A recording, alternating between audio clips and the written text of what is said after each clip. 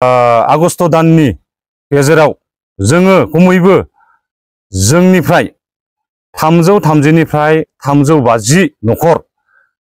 जोङो इउपिपिएल दोलोनिफ्राय जोङो रिजाइन होनो जोङो थांगासिनो दोङो। इउपिपिएलआ सरकाराव फैयो बै दिननिफ्राय जोंखौबो कुनु रिजन गैयालाबासिनो कुनु मोनसे इनफरमेशन गैयालाबासिनो जोंनि बिबानखौ सेफायनानै गुबुननो दिनै बिबानखौ होनाय जादों। जोंनि CWआनो जा बा जोंनि बिटिआरनि CEM बिथां जोंनि इउपिपिएलनि आफादगिरि मानव गेदेर प्रमद बर' सारनिसिम थोंजोङै जों बे कुइसनखौ जों सोंहरनाय जायो। आरो जे जोंनि मुसलपुर समस्तियाव मानि थाखाय दिनै डाबल कमिटिफोरा जानानै दङ। गिबियावनो बिटिआरनि गासै रायजो राजानिसिम आंनि गोसो गोरबोनि अननाय आरो सिबिनायखौ जासिहरग्रोनाय थाहैबाय। जों दिनै प्रेस मिट लानायनि गुबै जाहोनानो जाहैबाय मा, जों बेहाय नोंथांमोना नुगासिनो दङ, जोंजों जाखिनि बिथांमोना जोंजों जिरायनानै दङ। जोङो थांनाय 2014 सननिफ्रायनो बा 15 सननिफ्रायनो पिसिडिआर समनिफ्रायनो जोङो इउपिपिएलआव गोख्रों भाबै नांथाबनानै थांनाय 2020 सनाव जोङो जोंनि इउपिपिएल हान्जाखौ सरकाराव लाबोनो हादोंमोन। नाथाय गोबां दुखुनि बाथ्रा बेनोदि सरकाराव फैनायनि उनाव जा बिथांमोना गोबां खस्थ'जों सरकारखौ लाबोदोंमोन, बिथांमोनखौ दिनै नापात्ता खालामनानै बा आंबो थांनाय पिसिडिआर समनिफ्रायनो सासे मुसलपुर ब्लक लाइमोन आफादनि आफादगिरि जानानै आंबो मुसलपुर समस्तिखौ दैदेनबोदोंमोन। नाथाय जेब्ला जोंनि सरकारा 2020 सनाव इउपिपिएलआ सरकाराव फैयो बै दिननिफ्राय जोंखौबो कुनु रिजन गैयालाबासिनो कुनु मोनसे इनफरमेशन गैयालाबासिनो जोंनि बिबानखौ सेफायनानै गुबुननो दिनै बिबानखौ होनाय जादों। कुनु रिजन गैया बा कुनु इनफरमेशन गैया। दा पार्टियावथ' बिदि बधय सिस्टेम बधय गैयामोन खोमा, नाथाय माबायदि सिस्टेमै जोंखौ दिनै बिदि माने कुनु इनफरमेशन गैयालाबासिनो बा कुनु मोनसे जोंनिसिम कुनु मोनसे माने रिजन गैयालाबासिनो दिनै माबायदिहै जोंखौ बिदि माने फज'नानै दोनखो, बेखौ जोङो जोंनि गोसोनिफ्राय बा आंनि गोसोनिफ्राय आङो जोंनि डिस्ट्रिक्टआनो जा बा जोंनि CWआनो जा बा जोंनि बिटिआरनि CEM बिथां जोंनि इउपिपिएलनि आफादगिरि मानव गेदेर प्रमद बर' सारनिसिम थोंजोङै जों बे कुइसनखौ जों सोंहरनाय जायो। आरो लोगोसे बेखौ जोङो माने दिनै बे कुइसनखौ जोङो माने सोंनो नागिरदों जे जोंनि मुसलपुर समस्तियाव मानि थाखाय दिनै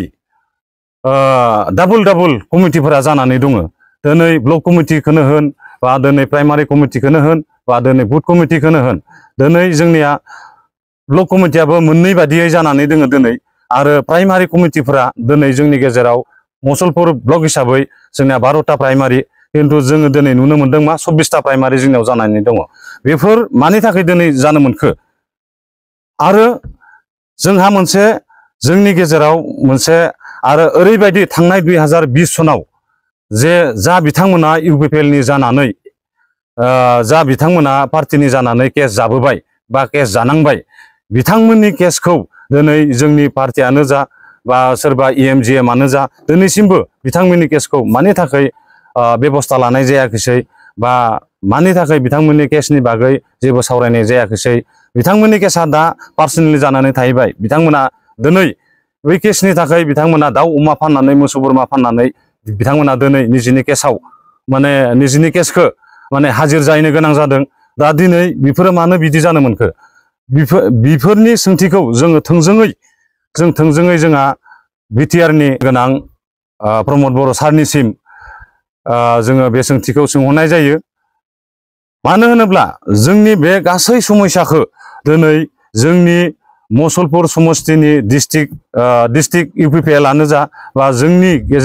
मुसलपुर समस्तियाव थानाय CWC बिथांमोनानो जा जोंनि समस्याखौ A to Z मिथिनानैबो दिनै बिथांमोना मिथियै बादि जोंखौ गारसोनानै बा गादबनानै दोनदों। जायनि जाहोनाव जों दिनै ससियेल मिडियायाव जोङो फैनो गोनां बाध्य बिनि आगोलाव जोङो जोंनि मुसलपुर समस्तिनि गोबां माने टप लिडार बिथांमोनखौ जोङो रिक्वेस्ट खालामदोंमोन जे जोङो जोंनि आफादगिरि मानव गेदेर प्रमद बर' सारजों जोङो जोंनि समस्यानि बागै जों सावरायनो होनानै जोङो बिथांमोनखौ जोङो एपइन्टमेन्ट लाना होनो थाखाय जोङो रिक्वेस्ट खालामदोंमोन नाथाय बिथांमोना दिनैसिमबो जोंनि बे रिक्वेस्टखौ बिथांमोना माने जाफुंसार होआखिसै जायनि बिनिमयाव जों दिनै बिदि ससियेल मिडियायाव फैनानै जोङो जोंनि प्रब्लेमनि बागै जोङो बुंथिनो गोनां जादों बेनि थाखायनो जोङो जे जोंनि जिखिनि जोंहा प्रब्लेम जानानै दङ बे प्रब्लेमखौ दिनै जोङो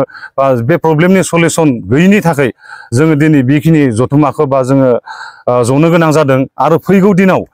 जों ओरैबायदि मोनसे डिसिसन मोनसे लानो गोनां जादों जे जोङो जिहेतुके थांनाय 20 सननिफ्राय सरकार फैनायनि उननिफ्राय दिनैसिम जोङो जिहेतुके डास्टबिनावनो थाहैबाय बा जोङो गारसोनानै दोनजाबाय गतिके जों गारसोना दोनजास्लायस्लाय बा जों डास्टबिनाव थाबाय थास्लायस्लाय जोंबो मोनसे माने मोनसे जोंनि फिउचारनि थाखाय अल्टारनेटिभ मायबा मोनसे जोङो सुबिदा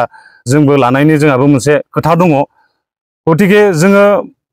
ओरैबायदि जोंनि गेजेराव जोङो गासैबो जोङो जोंनि कर्मिफोरजों जों सावरायनानै मोनसे जोङो रोखा जोङो डिसिसन लानाय जोङो जाहैखाबाय जे फैगौ आगस्ट दाननि